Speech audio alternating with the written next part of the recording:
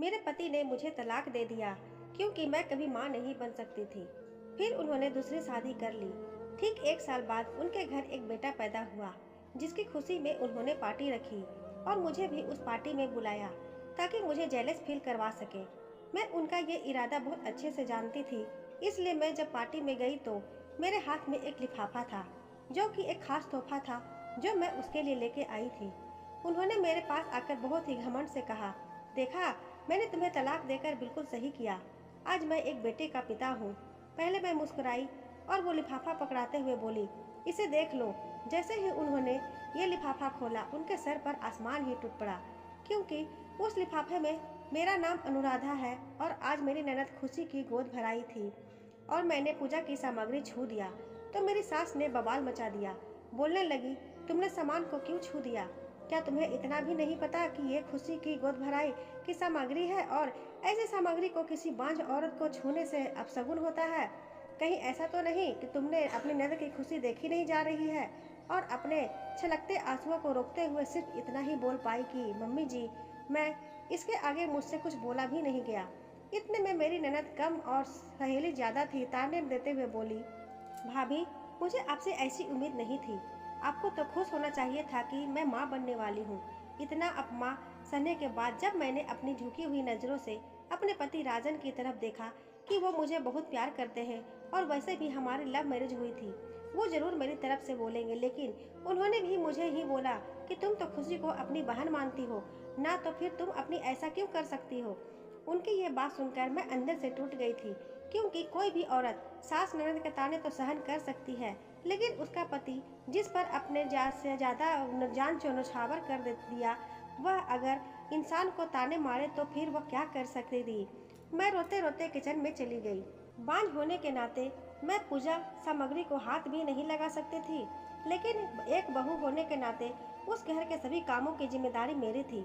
मैं सोचने लगी, अगर मैं माँ नहीं बन सकती तो इसमें मेरी क्या गलती है? माँ बनना या नहीं बनना एक औरत के हाथ में क्या होता है क्या? मेरी सास एक स्कूल में पढ़ाती है और मेरी ननद एक डॉक्टर है और राजन इंजीनियर थे। मुझे हैरानी तो इस बात की थी, इतने पढ़े लिखे परिवार के लोगों की सोच भी इतना ढकियानुसी है कि पूजा की सामग्री को छूने से अपशगुन हो जाएगा। मुझे आज भी याद है कि मैं और राजन कैसे ऑफिस में पहली बार मिले थे। मैं ऑफिस में एक प्रेजेंटेशन दे रही थी और मेरी प्रेजेंटेशन की बॉस के साथ साथ बाकी सभी के लोगों की तारीफ की, खासकर राजन ने। राजन मेरी प्रेजेंटेशन से बहुत प्रभावित हुए थे। एक ही ऑफिस में एक साथ काम करते करते हम दोनों को कब प्यार हो गया हमें पता ही नहीं चला। हम दोनों एक ही जाति से होने के कारण घर वाले भी मान गए थे और हमारी शादी हो गई। मेरे सास ससुर और ननद का स्वभाव बहुत ही अच्छा था। मैं ऐसा परिवार और इतना प्यार करने वाला पति पाकर तो अपने आप को बहुत भाग्यशाली समझने लगी थी। राजन ने मुझे पहले ही कह दिया था कि हम 2 साल तक बच्चा नहीं करेंगे, इसलिए 2-3 साल तक तो किसी ने बच्चे की कुछ नहीं कहा। लेकिन जैसे ही 5 साल हो गए, घर के सभी लोगों के ताने भी शुरू हो गए। परिवार वाले और रिश्तेदार भी सभी बांझ कहकर ताने देने लगे। पहले तो राजन कुछ नहीं बोलते थे, लेकिन अब तो वो भी मुझे बेरुखी से पेश आने लगे। राजन अब मुझसे भी काम पूर्ति के लिए ही बात करते थे, जिससे घर के कामों में कोई परेशानी न आए। ऐसा लगता ही नहीं था कि हम दोनों पति पत्नी हैं और एक ही घर में रहते हैं। आखिर मैं अपना दुख सुनाती भी तो किसको? आज मेरी 8वीं शादी की सालगिरह थी। मुझे आज लग तो राजन अपनी चुप्पी तोड़कर मुझे बधाई जरूर देंगे, इसलिए मैंने आज राजन की पसंद का नाश्ता बनाया, नई क्रॉकरी में नाश्ता दिया, लेकिन राजन ने चुपचाप नाश्ता किया और ऑफिस के लिए निकल गए।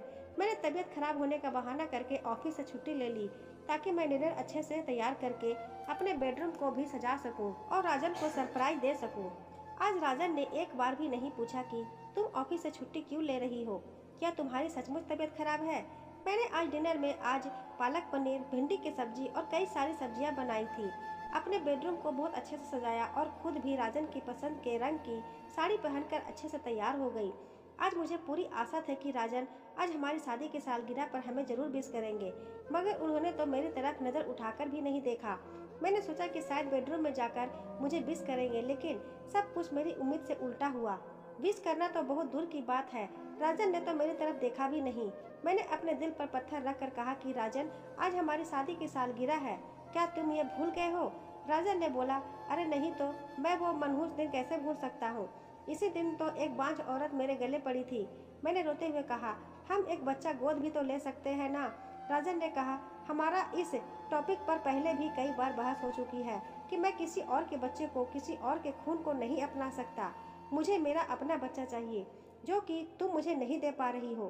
खैर, आज हमारी शादी की सालगिरह है, इसलिए मैं तुम्हारे लिए एक अनोखा गिफ्ट लाया हूँ। अनोखा गिफ्ट? मैं सोचने लगी, जो आदमी मैं मुझे इतनी देर से खरी खोटी सुनाए जा रहा था, वो मेरे लिए कौन सा गिफ्ट लेके आया होगा। राजन ने मुझे एक लिफाफा पकड़ा दिया। मैंने उत्सुकता से उस लिफाफे को खोला तो उसमें तलाक के पेपर थे। मुझे विश्वास नहीं हो रहा था।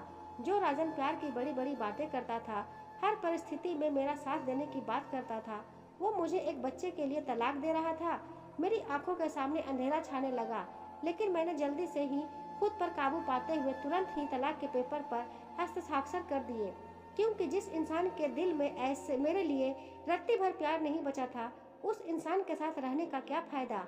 अगले ही दिन मैंने वो घर को छोड़ दिया। उस दिन राजन को मन मांगी मुराद मिल गई थी।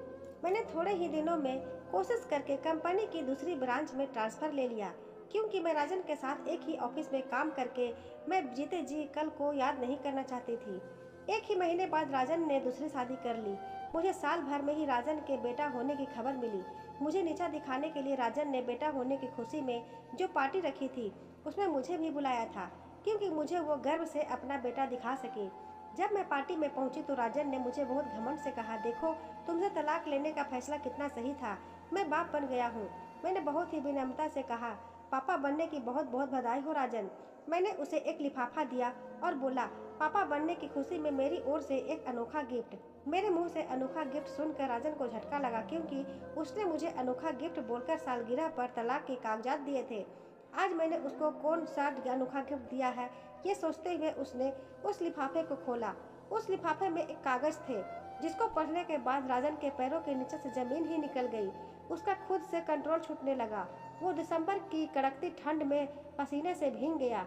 वो कोई उपहार नहीं था, राजन की मेडिकल रिपोर्ट थी, जिसमें साफ साफ लिखा था कि वो कभी बाप नहीं बन सकता। रिपोर्ट को पढ़कर राजन ने अपनी पत्नी की तरफ बहुत ही हैरत भरी नजरों से देखा, तो उसकी झुकी नजरों से साफ हो गया था कि मामला क्या है। मैंने राजन से कहा, राजन, अब फैसला आपको करना है कि आप किसी और के बच्चे को, किसी और के खून को अपनाते हो या नहीं।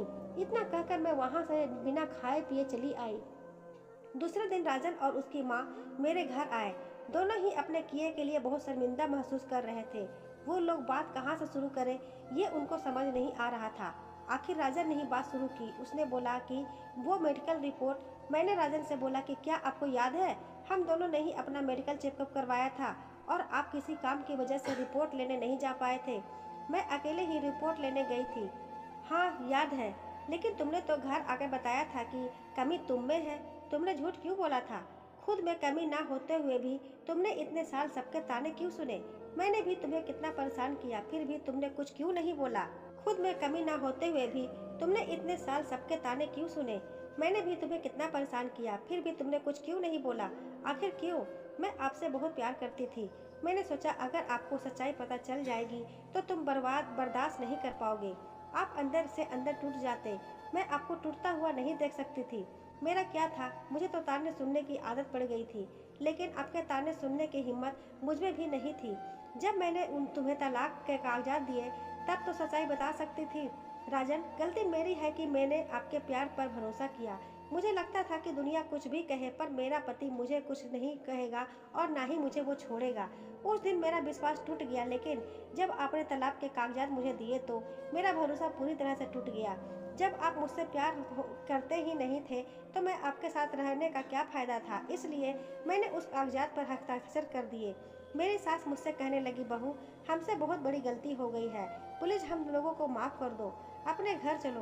राजा नहीं बोलने लगे, पुरानी बातों को भूल जाओ, फिर से एक नई शुरुआत करते हैं। मैंने उनसे कहा, बात माफ़ करने या ना करने की नहीं है, यहाँ बात है आत्मसम्मान की। अब यह संभव नहीं है कि मैं उस घर में कदम रखूं। वैसे भी अगले ही महीने मेरी शादी है।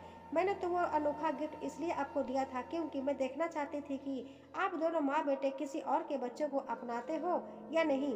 क्योंकि जब मैंने आपको बच्चा गोद लेने को कहा था, तब आप दोनों ने बोला था कि हम किसी और के बच्चे को, किसी और के खून को नहीं अपना सकते। तो दोस्तों यही थी हमारी आज की कहानी। अगर आपको यह कहानी अच्छी लगी हो तो प्लीज़ मेरे वीडियो को लाइक कीजिए, अपने दोस्तों के साथ शेयर कीजिए और चैनल पर नए हैं तो चैनल को सब्सक्राइब जरूर करें। बेल आइकन को प्रेस करें ताकि जब भी मैं कोई नई वीडियो अपलोड करूं, नोटिफिकेशन आपको सबसे पहले मिल सके। मिलती हूँ ऐसी एक और नई कहानी के साथ। धन्यवाद।